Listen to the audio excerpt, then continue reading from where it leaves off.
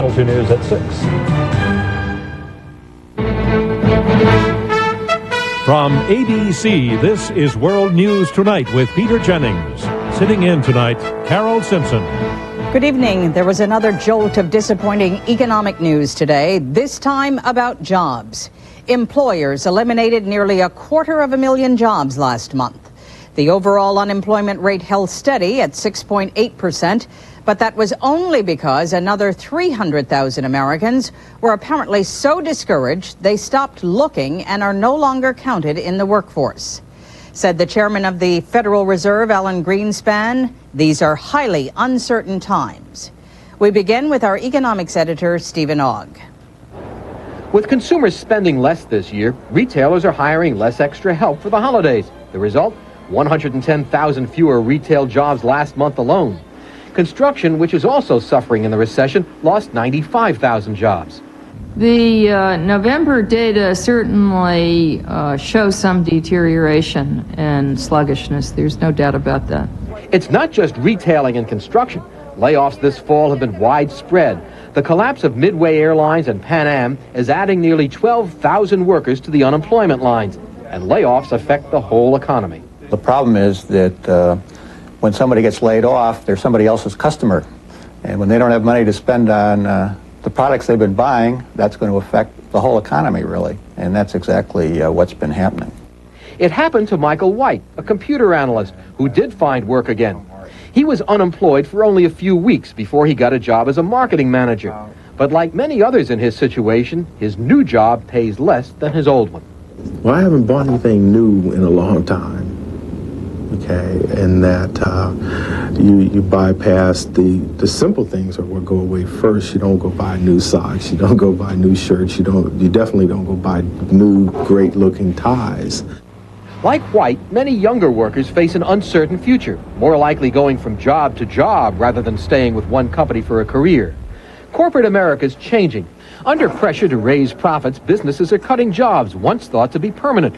Engineers and designers are being replaced by computers. Fewer middle managers are needed. Even after the recession, many companies will be run by a small core of permanent employees, hiring temporary workers only for as long as they need them.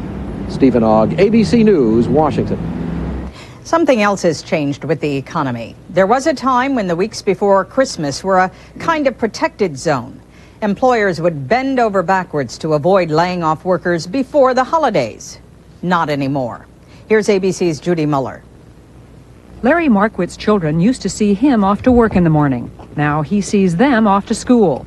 The 53-year-old was laid off last month from his job as an executive at a major cosmetics firm. He has 6 children, including 2 in college and 2 in private school.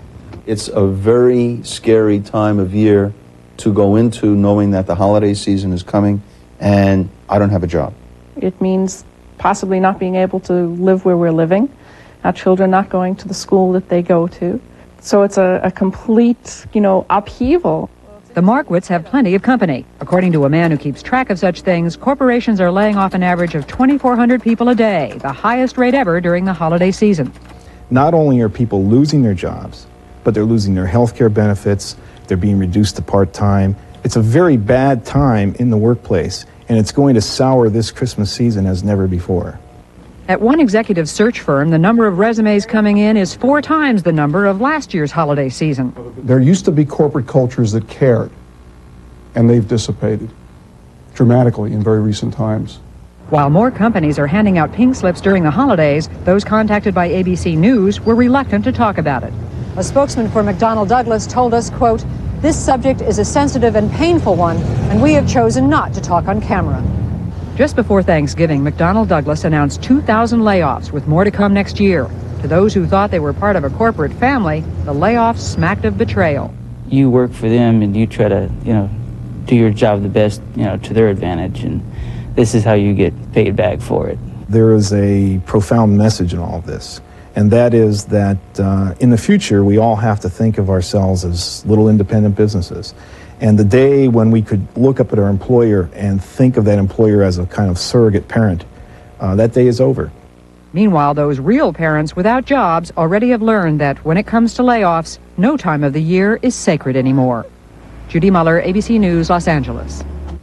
The news about jobs today was sufficiently gloomy that the Federal Reserve apparently felt it necessary to give the economy a boost. It lowered the federal funds rate, the interest rate that banks charge each other for short-term loans, to 4.5%. On Wall Street, the Dow Jones Industrials lost 2.5 points to close at 2886. The trading was heavy. For the week, stocks lost more than 8 points. In a moment, Senator Kennedy takes the stand at the William Smith rape trial. Also, small towns turning to speed traps as a way to raise money during hard times. And our person of the week, a marathon man. First Contact wrote the book on cold medicine. And now a new chapter, Contact Day and Night. Day caplets for non-drowsy cold relief. Night caplets to relieve your symptoms to let you rest. New Contact Day and Night. A whole new chapter in cold relief.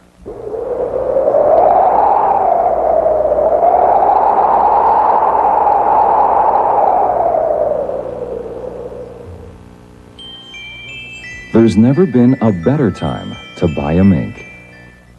This is ordinary bulk fiber. It's full of grit. This is new Sunrise Smooth Metamucil. The grit is gone because it's triple ground for smoothness. This is ordinary fiber.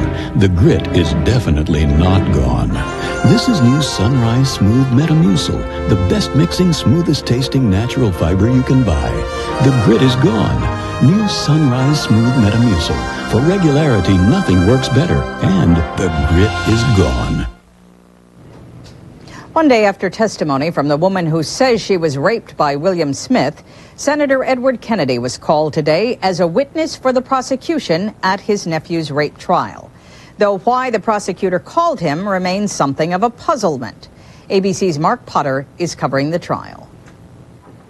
Senator Kennedy's testimony had been anticipated for months. He was on the witness stand for only 43 minutes. Kennedy described how last Easter weekend, after an emotional family conversation about the recent death of William Smith's father, he had asked Smith and his own son, Patrick Kennedy, to go to a Palm Beach bar. We went to O'Bar's. I wish I'd gone for a long walk on the beach instead, but we did go to O'Bar. He said his nephew introduced him to the woman who had later accused Smith of rape. It was a very brief introduction, maybe it lasted 10 seconds or 15 seconds. On Wednesday, the alleged victim testified that after she went to the Kennedy estate with William Smith, she saw the senator and Patrick sitting on the back lawn. While you were at the seawall, sometime after 1:30, did you see either William Smith or the woman that he had introduced you to at the O-Bar? No, I did not. The alleged victim claimed that the rape occurred near the house and that she screamed for help. I was screaming for someone to help me because I'd seen the senator just minutes earlier and assumed that he would come and help or somebody would come and help me. Did you hear anything at all that night at the Kennedy estate? No, I did not. Did you hear any screams? No, I did not. On cross-examination, Kennedy seemed to bolster the defense claim that if there were screams, they would have been heard inside the house, which had no air conditioning. That particular evening, were the windows of your room open? Yes, I believe they were. It is unclear what the prosecution hoped to gain by putting Senator Kennedy on the witness stand, but it did give the defense an opportunity to further challenge the woman's account. Mark Potter, ABC News, West Palm Beach, Florida. News from overseas today, some of the heaviest shelling in weeks in Yugoslavia. Serbian forces pounded the cities of Osijek and Dubrovnik, which are in the Republic of Croatia. The State Department said today it will impose economic sanctions against all 6 Yugoslav republics in an effort to stop the fighting. That puts the U.S. at odds with the European community, whose sanctions are targeted mostly at Serbia. On the eve of the 50th anniversary of the attack on Pearl Harbor, the Japanese parliament has decided not to issue an apology. Instead, the government put out a statement saying it was in deep reflection for the unbearable agony and sorrow caused by Japan during the war. Tomorrow's ceremonies at Pearl Harbor will be carried live by ABC News beginning at 12:30 Eastern Time tomorrow afternoon. And we'll be back in a moment.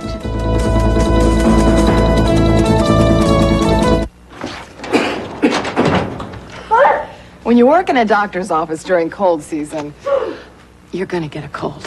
And I've got a butte. Hard to tell, That's because I took this. Advil Cold and Sinus. From the makers of Advil. It's tough on colds, like Advil is on pain. Gets you through congestion, fever, or bad sore throat. Believe me, I know. Advil Cold and Sinus. Advanced formula for the cold season. Home for the holidays with Domino's Pizza's Season's Greetings Special. Now get a medium pepperoni pizza for just $2.99 with your favorite large pizza at the regular price. Nobody knows. Ho, ho. Like Domino's, how you like pizza at home. The energy to go further. We share that energy at Texaco, creating products like System 3 gasoline and Haviland Formula 3 motor oil. Performance that goes as far as it can and then goes even further.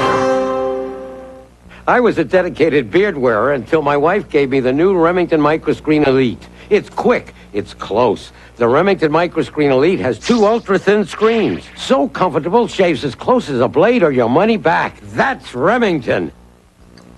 If your doctor has recommended Metamucil and you like the results, but you don't like those glasses of thick liquid, change to FiberCon. Get the same fiber action in easy-to-swallow tablets. Get doctor-recommended FiberCon.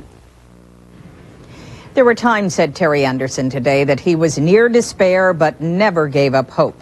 Meeting with reporters in Wiesbaden, Germany, Anderson answered questions about his 6.5 years as a hostage, and he had a chance to say thanks to everybody who helped work for his release. Here's ABC's Jerry King. It was obviously an emotional moment, both for Terry Anderson and for his fellow reporters. There are so many people, thousands and thousands of people, who I need to thank for what they've done. And I don't know how to do it. I think you know how I feel. Excuse me.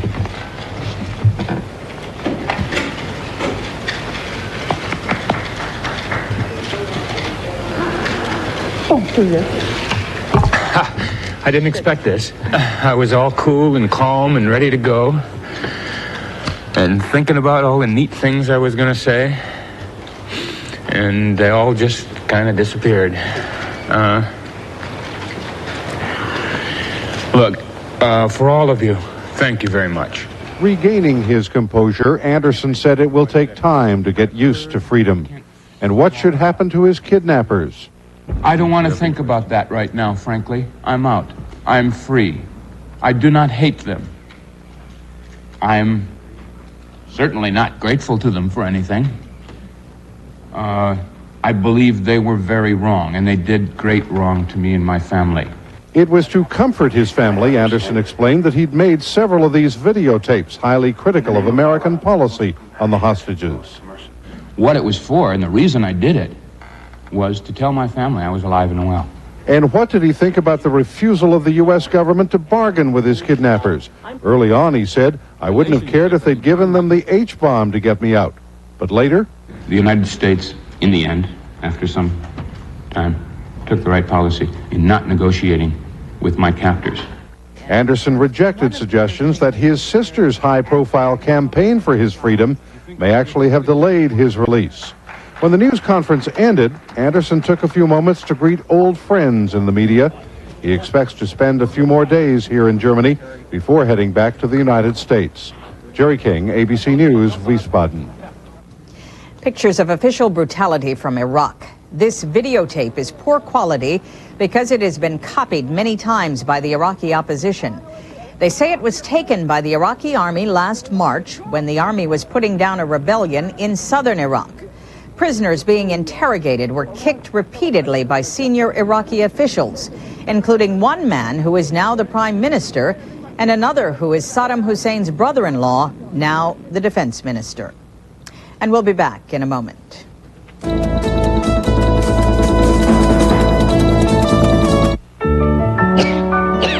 That cough sounds bad. When her little patient is coughing, it's the biggest thing on Mom's mind. That's why there's Robitussin Pediatric. Great tasting cough and cold relief. Formulated just for kids. From the brand more doctors and pharmacists recommend. Robitussin Pediatric gives long-lasting cough relief day or night, so both the patient and the doctor can rest comfortably. Robitussin Pediatric Cough, a new cough and cold formula, recommended by Dr. Mom.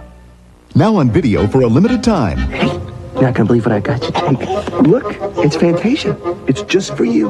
Well, all right, maybe not just for you. I mean, I gotta tell you, it's magic. That's right, Mickey. Yeah. Between you and me, this was our only chance to get it, and I didn't want you to miss it. Walt Disney's masterpiece, Fantasia. It's the perfect holiday gift. Well, of course I got it for you. I'm your dad. Fantasia is ours forever. We were all tied up on the Delacorte case, unable to identify the mystery plot. Luckily, Louis was back. A Freedom Zoom camera. With Minolta's unique eye start, Freedom starts zooming before it even meets your eye. So, when you can't get to the picture, Freedom zooms the picture to you. And fast. Shoot! Look at this. It's our secretary. Looks like she takes more than dictation. Americans choose the freedom to zoom. Only from the mind of Minolta. Extra Strength Malox Plus, the strongest antacid there is, now comes in extra strength tablets. Stronger than Tums, stronger than Rolaids. New Extra Strength Malox Plus, now in tablets. It's the strongest, and my stomach tells me it's fast. Chapstick. From the freezing wind to the scorching sun, Chapstick Lip Balm is serious medicine made to help chapped lips heal fast and healthy lips stay healthy. Whatever the weather, don't take chances, take Chapstick. More on the economy tonight and some ways that small communities are finding to deal with hard times. Just as individuals are feeling squeezed, towns are finding it equally hard to make ends meet. In Topsom, Maine, it's time to ask for a little help from your friends. Here's Jim Hickey. Melissa Baker has recently become the official town photographer in Topsom. Taking time out from her photography business, she's snapping pictures for the town archives for free. Bill Perry is the comptroller for a large company. In his spare time, he wrote a computer program to help manage Topsom's budget at no charge. And when the police department needed a new communications network, townspeople volunteered to research available systems and found one $20,000 cheaper than what was originally proposed. If we can give something to the town that's going to save all of us some money ultimately, then I think we should all do that. Topsom, founded along the banks of the Androscoggin River 228 years ago, has a population of only 9,000 today. The resources available to small towns like Topsom are limited and are getting scarcer every day. In fact, this town stands to lose $500,000 as the state of Maine cuts funding for local communities. That would be a quarter of the budget here. So town manager Larry Silly turned to the people to help keep Topsom running. I just had needs for people to help me do some specialized tasks that I couldn't afford to spend money to have it done, and decided I'd ask. He asked people like Vi Eastman, a local artist. She's now making a new town seal. Or like Melissa Baker, the photographer. I really think it's important for people to come forward and help each other. I don't think that relieves government of the responsibility to do anything about it. But it's important for people to come forward and help each other. It costs $2 million a year to keep Topsom going. The volunteers have contributed what amounts to 5% of that this year, or about $100,000. For a town that spends $50,000 on snow removal alone, that's no small change. Jim Hickey, ABC News, Topsom, Maine. Volunteerism is one attractive answer to a town's money problems. Other solutions may be a lot less palatable. ABC's Al Dale reports that in an era of hard times, the speed trap is making a comeback. This is one of the images that attract people to Louisiana. But this is the image that makes many wish they had never come. The fine I ticket sub is $74. State officials and unwary motorists say small towns all over the state are trying to ride out the recession by writing more traffic tickets. If you don't want to go to court, you send a money order to the address on your ticket for the fine that's on your ticket. Yes, sir. Citation, sir. Be careful and watch your speed. You want to pay it by mail or you want to pay it now? Some small communities get more than half their revenue from traffic fines. Money that has become more important since the state's economy stagnated and other sources of revenue dried up. One of the more notorious spots in the state is Golden Meadow, where the speed limit drops from 45 to 30 for a few miles. Vigorous enforcement generated more than $166,000 last year, 47% of the town's total revenue. Town police say they're not operating a speed trap, just enforcing the law. But the local tourism board printed a warning notice to unwary visitors. Local speed traps have raised eyebrows even among other police officers. State patrolmen are sympathetic to the hundreds of complaints they get. Well, people are insulted. They feel like they've been had, particularly people from out of state. Local police disagree. If you're speeding and the law's there to protect the people, then you deserve the ticket. But relying too heavily on speeding tickets to pay the bills can be hazardous to a town's financial health. The village of Powhatan used to get almost 80% of its revenue from traffic fines. On weekend, I used to ride 10, 15, 20 tickets a day. It was so notorious that a local citizen put up these warning signs. But now that the interstate highway is finished, most of the traffic has gone, and so has the town's main source of revenue, leaving it struggling to survive. Al Dale, ABC News, Powhatan, Louisiana. Campaigns against drunk driving and tougher state laws raising the drinking age to 21 appear to be paying off. The government reports today that alcohol-related traffic deaths were down again last year to the lowest level in a decade. We'll be back in a moment. World News Tonight with Peter Jennings and the Person of the Week are brought to you by Motrin IB. Hello, Jill. Oh, how about dinner at our house? What's wrong? Headache. I can imagine. Oh, I've got what you need. Motrin IB. Works great on headaches. My doctor said it's the same medicine as in prescription Motrin, but in non-prescription strength. One Motrin IB works as well as 2 regular Tylenol. Here. Oh, no! Don't look. Just keep this. Sounds like they'll need it too. Motrin IB, recommended by thousands of doctors. And your neighbor.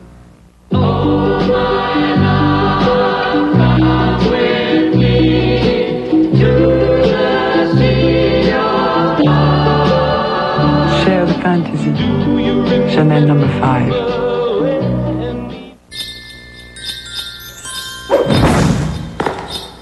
Do your holiday shopping with the Discover card, and you'll not only give, you'll receive a cashback bonus for every charge. It pays to Discover. Every time it rains. The Discover card pays a cashback bonus on every penny you charge. Pennies from heaven. It pays to Discover. Shoot some slices, shoot some shreds, shoot some salad, salad, salad, salad shooter. Presto Salad Shooter Slicer Shredder. Point and shoot right where you want. Clean up easy, dishwasher safe, store anywhere. Salad shooter. Original, cordless, and professional salad shooter. 2 Nashville students are in custody tonight after a bomb was discovered at their school. And on the Nashville beat, we'll catch up with the group Shenandoah. I'm Ann Holt. Stay with us. Channel 2 News at 6 is coming up next. And finally this evening, our Person of the Week. All the Americans held hostage in Lebanon are free. As they return home to family and friends and begin to live again, they are not likely to forget the man who helped make it all possible. He is a tall, distinguished figure who has operated mostly in the shadows, but he has ultimately brought light to the lives of many. Every situation at some point offers an opportunity or a window of opportunity, as you say, in this country. And the matter for political actors and for diplomats is to seize that opportunity and to enter that particular window. That window was shut for Terry Anderson for nearly 7 years, until this year, until Special United Nations negotiator John Domenico Pico and his boss, UN Secretary General Javier Perez de Cuellar, became involved. Mr. Anderson, your freedom is a victory for all. Welcome back. Thank you, sir. I'm very grateful to you. As Western hostages poured out of captivity these past few months, Johnny Pico, as his friends call him, could usually be spotted hovering close by, from this angle or that, but always in the background. He has been traveling from capital to capital for months, to piece together the complicated deal which ultimately freed the hostages. I've been meeting with all those who can help and could help in this story, namely the governments who have influence on the kidnappers, and a number of times with the kidnappers themselves. At great personal risk, he had no bodyguards. I could not take any practical precautions as I was operating alone. And in secrecy. It's not very difficult if you just keep doing your work without worrying too much about talking to too many people, both within your place of work and outside. And basically, an international civil servant is not a person that people look out and follow. Johnny Pico wasn't sure what he wanted to do with his life growing up in Udine near the Italian Alps until 1968. The massive student demonstrations in France demanding radical political reform had a profound effect on the 20-year-old Pico. It's the time when I think my generation went through, as many others I suppose in different occasions, went through an examination of their role and decided that it was perhaps a good idea to try to contribute and, as many others, try to change the world. After his master's in international relations from the University of California at Santa Barbara, Pico went directly to the United Nations. Well, the UN has been my only professional activity. And it has been fruitful.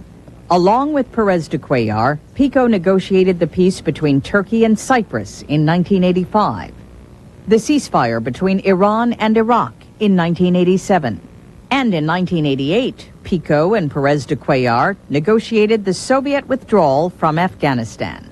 He's a good negotiator. He has negotiated details. Of course, I have negotiated, the whole picture, but he went to the details. Pico has been an avid jogger and first-rate marathon runner for years. It forces a kind of internal discipline. And it is the distance runner in Pico which has become the essence of his success as a negotiator. It is a little bit of a marathon because it is a long way to go, and you cannot just give everything you've got on the first mile because it's a long road. The end of the road is almost in sight for Johnny Pico, with all the American hostages free. We continue to work. There are still Germans and Israelis and Lebanese in captivity. Still the last tough mile before the finish line. I think we have closed now the British chapter. We have closed the American chapter. We have yet to close the German chapter, the Lebanese chapter, and the Israeli chapter. And so we choose John Domenico Pico. He won't say exactly how he's done it, but the next time there is a critical negotiation, we have little doubt that Johnny Pico will go the extra mile to find a solution. That's our report on World News Tonight. I'm Carol Simpson. We'll see you tomorrow on World News Saturday. Good night. And now, the news continues with Channel 2.